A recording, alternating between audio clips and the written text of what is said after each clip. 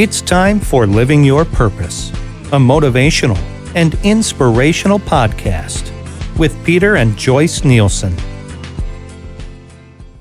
Hey everybody, it's Peter Nielsen and my lovely wife Joyce for Living Your Purpose podcast. Happy holidays to each and every one of you, wherever you are tuning in, whether it's Spotify, iTunes, SoundCloud, or social media and YouTube. Thank you. We just appreciate you. We have a new member to our family here for people that are watching on YouTube. We have our little Frenchie here, and his name is Bentley, Sir Bentley. And this woman here is his human. He actually even a mascot. He's wearing Peter's Principles from my TV show that, of course, his mother bought, So here we are, we're days away from Christmas, a couple weeks away from New Year's, and it's almost a perfect storm. And as we were praying about what we were going to talk about this week, a week or so ago, it was really near and dear to my heart that if you think about it, we're going to see family, we're going to have less sunlight, we're going to basically have family kind of from the past situations, and people are stressed out. They're stressed out about what they're buying, what they can't afford, what they didn't do for 2024. So what Joyce and I we start our day every day with this secret weapon that really, in my opinion, it battles stress, depression, the stress for the holidays, anger, resentment, and it's spelled gratitude. And when you think about it, December is like a pressure cooker. And December 25th, which is actually where we celebrate our holiday of Christmas, is the leading day, December 25th, that most people in the United States gets a heart attack. I mean, that's just crazy when you think about that. And all I can say is that the statistics of that day that people suffer from a heart attack should tell us that a powerful tool that we all can use is truly to be grateful. And I think that's what Joyce and I want to share, because we bleed the same color as you do, red. And we go through our stressful situations. You have seasonal situations with your moods and stuff, and you get down, and when it's not sunny out, it's cold and there's less sunlight, it affects you. It does, and I just want to hibernate through the whole entire winter. It's like 5 o'clock feels like midnight, and I'm done. Right. So it's hard to fight that and be as motivated to do my work's or we love our walks. Mm-hmm. You can't walk when it's 12 degrees outside and it's snowing. But I think that one of the things that got me about December and stress as being such a big factor to the holidays is a study came out by the American Psychological Association, and it's said that over 38% of people reported increased stress during the holidays, increased heart attack, increased visits to the emergency room. So when you think about all of that, and then we go on social media and we're so focused on comparing ourselves to others and how many likes and followers, that in itself is just another little kind of piece that you put in that pressure cooker that is going to make it explode. I always say, if I'm trying to be like someone else, then I'm not going to be who God designed and made me to be, because there's only one me, there's only one you, and there's no one like you. Social media can be an extreme self-esteem killer, relationship killer. It gives expectations that can't be met. It's not a good thing in my opinion. I miss the days before Whatever happened to phone calls? Whatever happened to actually meeting somebody on a date instead of going online? Whatever happened to, not comparing or using filter apps to make yourself look better? It's just, we're living in a very different, being authentic different world. And real and comfortable in yourself. Yeah, and one of the studies are saying that the consumption of alcohol is up 40% during the holidays, and excess alcohol just basically creates more darkness, more division, more stress. And when someone isolates, a lot of times alcoholics will do that, or people that drink a lot of alcohol, they'll hibernate in the sense of just, going into that little black hole. That's a recipe for addiction. That's a recipe for just even more depression. So what we wanted to talk about is what gratitude does to the brain. We have these neurotransmitters. Every day I get up, by the way, and after I go through one of the applications that I'll talk about in a while, I spend 15 minutes on just, before I get out of bed, on how grateful I am for the things that God has given me, not for what I don't have. And after I go through that process, one of the next things that I do is choose her. I literally make an adamant choice every day to choose love, to choose light, to choose Joyce. And that is a big part of one of the applications, is when you do something for someone else, and when you exhibit positive emotions, it literally will get you healthy.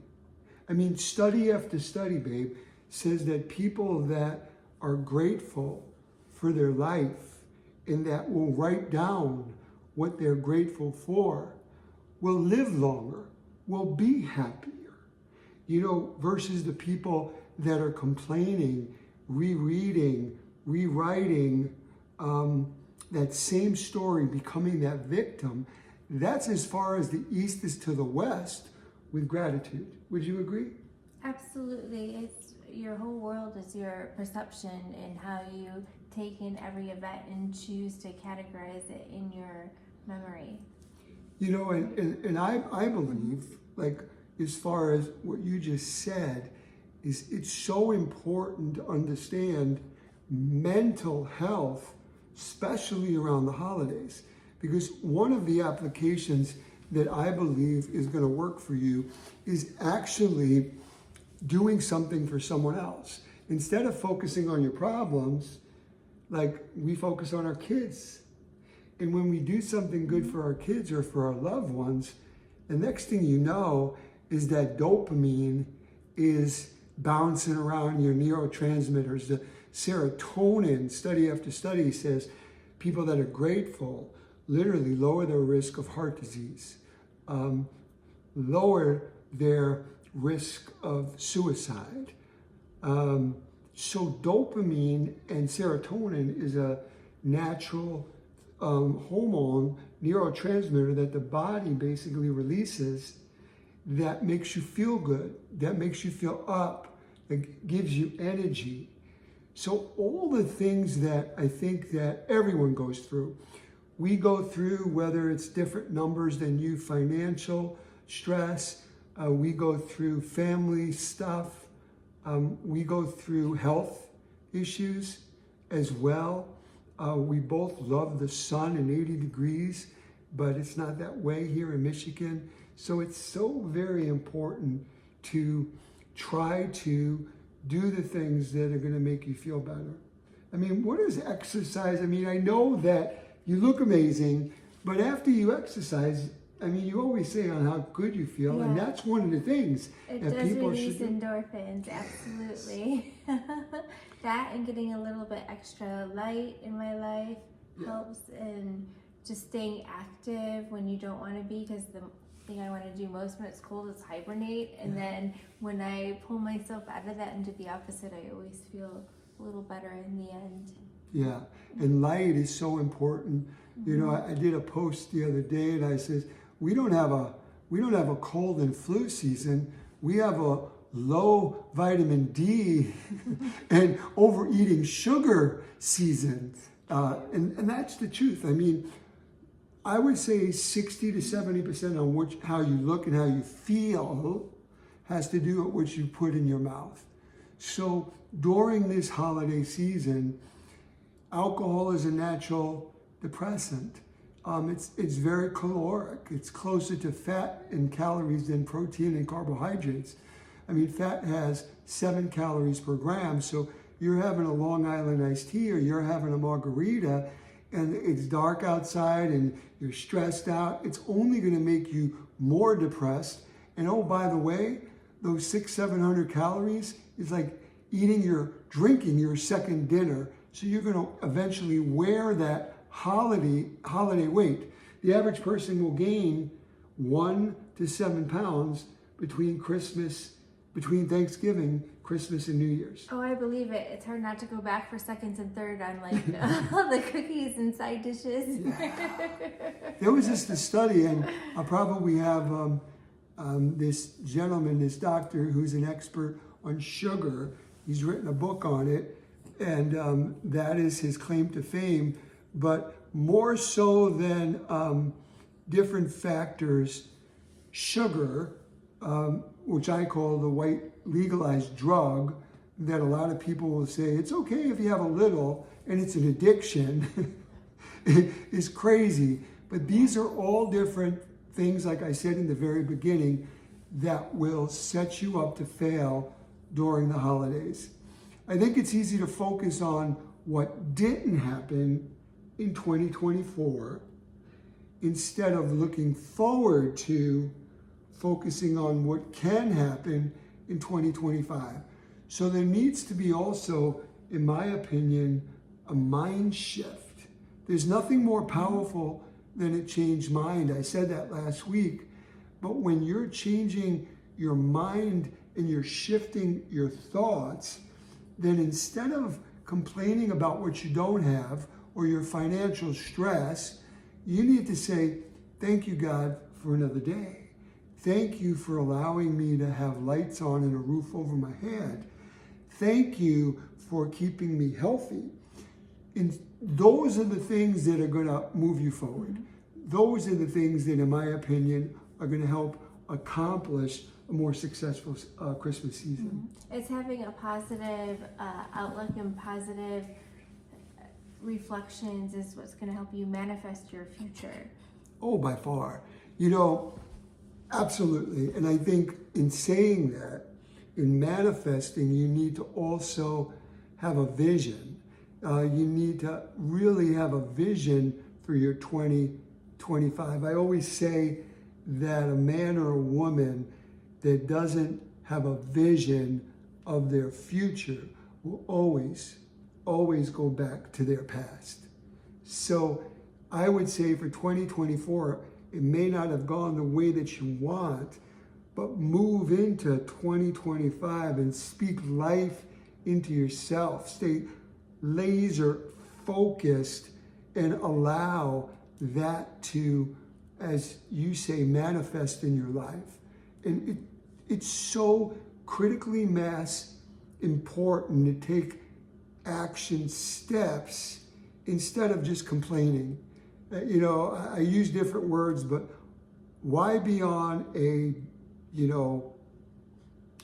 I'll just say it, a bitch fest instead of, literally finding finding solutions for your problem. Her and I could debate. One of the beautiful things about marriage is yes, to love and to be evenly yoked, but it's to understand one another where we can have a debate and we don't have to get overly angry, rude. We can literally agree to disagree, but learn from it. And it's just, again, it's these applications that you can do each and every day. And even if you're just reflecting on good memories or just telling someone, I love you, or they even had study after study, is just loving your pet, just loving your pet. When you give love, you don't even realize it. It smacks you back in the face because it's just a good thing. You know you're doing something good. And guess what? When you do something good, when you do something good for somebody, it takes your mind off of your own problems. Yeah. Right? Yes. I mean, it's so important. All I can say... Giving is receiving, Yes. The power of giving is immense. It's, it's biblical that, there's many parts in the great book that says, thee who is, first is last. Meaning, if you have blessings in your life, it's not about building your kingdom. It's about paying it forward and building his kingdom. So if God blesses someone, then they need to be a blessing to other people. And when that happens, it's magical. It's just, there's no words on the feeling to see someone smile. Guess what? When that happens, what ends up happening is you have a healthier heart, you have a healthier mind, you feel better, your blood pressure is lower, you live longer. What a concept. And it's all about just being happy, which is a choice, not a chance. I just want to say to everyone that's listening and watching, you've been a blessing to me, and I choose you and our family each and every day, and I look forward to an amazing 2025 with you and our families. And most importantly, I just want everyone to have a blessed holiday. I want God to truly lead you and guide you, protect each and every one of you. Whatever your faith is, walk into that. Stay curious, question it. We're behind a beautiful Christmas tree that Joyce put together, but please, I beg you, don't forget to unwrap the most important present. And to us, to me, it's Christ.